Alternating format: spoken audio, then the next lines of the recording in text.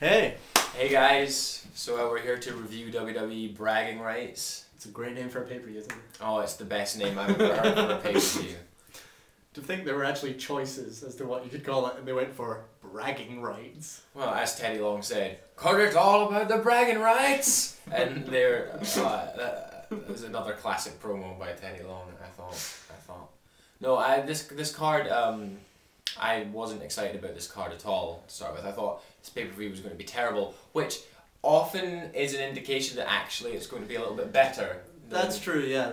The last card I remember not being excited about at all was No Way Out, which was by so many miles the best WWE pay-per-view this year. Yeah. It was...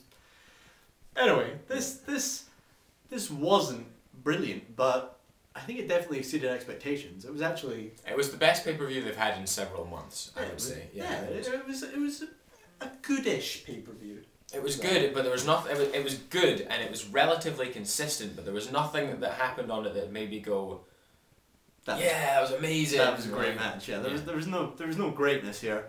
Perhaps the match with the greatest potential for greatness was the opener, Morrison versus Miz, and this completely failed. This really. I'm not sure if you guys will all agree with us, but this was, I don't know, right? There was those promos and everyone was saying, oh, those promos are great. That's not true. Half the promos were great. The half delivered by The Miz. The half delivered by Morrison was terrible. I'm sorry, but Mizzy Jannetty. Mizzy Jannetty. Somebody in the audience had a Mizzy Jannetty sign. How did that get over? I don't know. Mr. Ziggles got over as well. I know. I mean, it disturbs me. I think John Morrison's great. Any of you guys that watch this show regularly will know that I think John Morrison's great, but his promo was so bad. His promo was so bad. It's some of the worst promo. I wouldn't blame Morrison. I wouldn't blame Miz. I'd blame Miz more than Morrison, but honestly I blame them both. This was not very good. It surprises me that tag team partners could have chemistry this bad, particularly as they were referencing, of course, during this match and during the opening promo, the Rockers, who had great chemistry as a tag team and then went on to have great chemistry as singles wrestlers against each other. They'd seen each other do these spots and experienced each other do these spots so many times, and I felt like they were misreading them quite often. Exactly, yeah. It was clunky, it was kind of stop and start. There were a couple of moments, I think particularly on the Miz's part, where he would avoid something or counter it and it would be really, really sloppy. And it just, the whole thing didn't feel like cohesive. Morrison missed that. You know, that kick where someone else goes for a kick, then Morrison counters it with a kick of his own. Morrison missed that. Yeah. It's just... No. It wasn't right, this match, at all. Didn't get the crowd going. It was just... And we'd say it was the worst match of the night. And kind of surprisingly, though, and is it welcome? Did we want to get the Miz to go over there? Well, I don't see what it achieves, to be honest.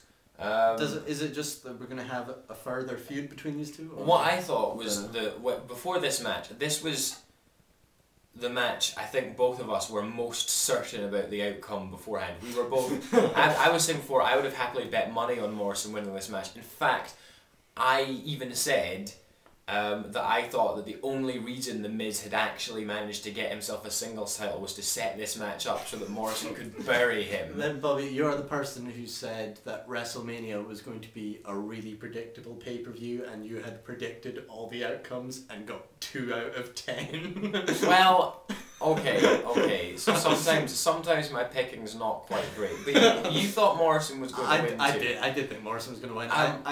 I just felt Morrison's getting the bigger push. I didn't really... But the end spot of this match was terrible. Yeah. It was really terrible. Morrison goes for Starship Pain, and as he's going for it, The Miz pulls his leg so he kind of just falls on his back from the top rope. It's supposed to be on his head, I think it was the gist. Now what should have happened then would have been he should have got up and The Miz should have hit the skull-crushing finale, and that would have been fine. But no, The Miz just got a cover. So it makes it look like a weak victory for The Miz, you know. But it also makes Morrison look weak by losing after that. It was just... We weren't sold on this match at all. So that was a shame. So Raw wins the first match, which had me slightly worried. The next match was the Divas match, and I thought basically if SmackDown won this, then Raw were going to win the 7-on-7, and if Raw won this, then SmackDown was going to win the 7-on-7. neither of those were true, but yeah. The Divas match was actually pretty good. The Divas match was better than the match previous to it. It was much better than your average Divas match in WWE, but that was because this was the first Divas match that I've seen on a major stage for a long time which hasn't involved somebody totally gassed. Like, I mean, there's no Alicia Fox, there's no Rosa Mendez, there's none of these people here, there's no Bella Twins, there's nobody here to ruin this. You've got, you know, your worst wrestler here, we were debating this, Calum is probably right, it is Kelly Kelly. I still think Kelly was awful in this match. That's true. But she did do one good thing, a sort of head scissor thing, but... Yeah, and then your second worst wrestler is Melina, well, she's probably the most successful out of all of them. And then, you know, above that, you've got really, really good talent in Gail, Kim, Beth, Pheonix. Natalya looked very good in this match. They made Natalya look strong, even though she was kind of an afterthought in the build-up to the match. Yeah, I mean, Natalya is so good, though. I mean, she's great. I really do. And yeah, I was pleased. I was pleased that there was no Eve Torres on this match as well. That was horrendous. No, but there were some okay spots in this match. There was some decent pace. We started out. Eve was dancing out with Snoop. Oh God, I didn't. Oh no. And Hornswoggle. It was pretty sickening. Like anyway, did we start out with was it Beth, Pheonix, It started off with Gail, Kim?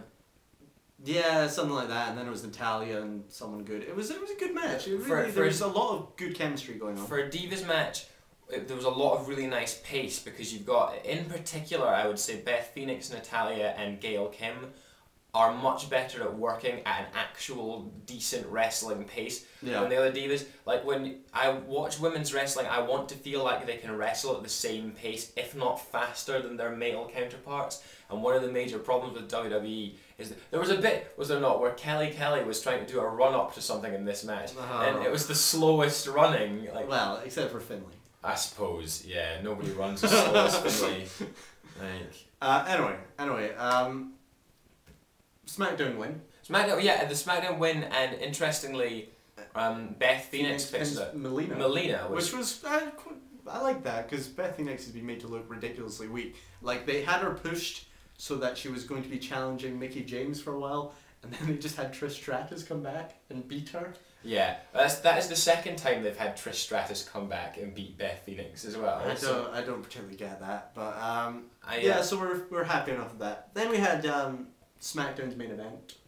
Yeah, SmackDown's main event, the Fatal 4-Way, which Batista, Rey Mysterio, CM Punk, and The Undertaker. Now, we saw the booking of the end of this match, or at least, the aftermath. We saw it coming a mile off, but as I was saying to Calum before, I don't actually mind being able to predict the outcome of a match from a mile away if it's the right booking decision. Yeah, exactly. And lately, from what we can gather... It's very rare they do something better than you're thinking in your head. And Vince McMahon, we gather, has really started stressing out about people knowing what's going to happen before it happens. And therefore making ridiculous things happen. Really bad booking decisions. But what happened in this match... Well, this match, actually, and for the record, as a match, was really quite good. Yeah, I enjoyed it. It was fairly fast-paced.